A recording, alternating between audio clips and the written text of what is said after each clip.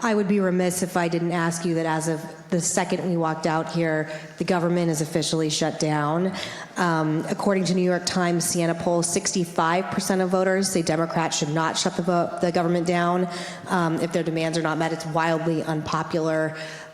What do you make of what's happening, and what do you say to people who are wildly frustrated? And average people can't just say, I'm not coming to work, and so I'm shutting my work down. And, you know, people really, really are very angry. Well, we went through a long government shutdown during our administration when I was serving as vice president. And it was over the issue of border security and border funding. We ultimately resolved the issue separately and reopened the government. But it was on a policy issue, on an issue that was affecting people across the country. It's one of the things I really commend the new Trump administration for, is ending the crisis at our southern border. But I think what's different about this time is that now the argument is not over one party wanting to spend more and another party wanting to cut spending, which were always debates that I welcomed. But rather, it's now the difference between the Republican Party that wants to add $2 trillion to the national debt and the Democratic Party that wants to add $3 trillion to the national debt.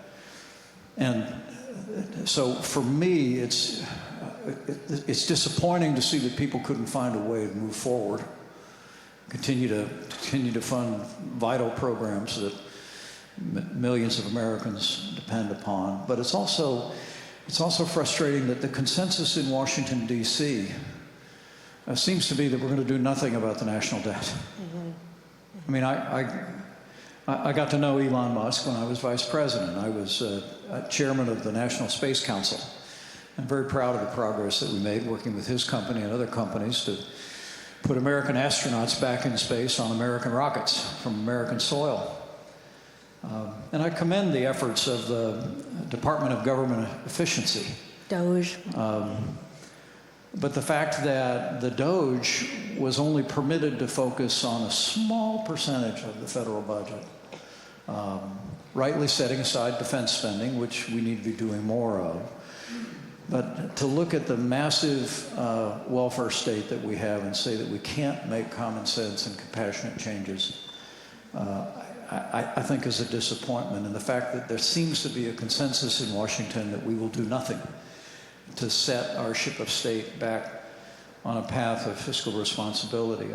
Again, I think about that speech your dad gave back in 2017. I think if we're going to tackle a nearly $40 trillion national debt, it's actually going to take both parties to do it, to pass the kind of reforms that'll make sure those programs are still there for people that need them, but that are modernized in the 21st century era. And so that to me is the other disappointing aspect of this.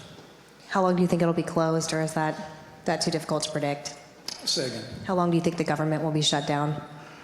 I think that will largely depend upon the Democratic leadership in the House and Senate. Mm-hmm. The one issue that I think Republicans need to stand firm on is the issue of Obamacare subsidies. The subsidies were increased dramatically in 2021 in the name of the pandemic under the Biden administration. That was meant to be temporary. It's set to lapse down from 400% of the federal poverty level. I think Republicans need to stand firm on that principle, win on that issue. I think if Democrats yield on that point, there's probably a way forward.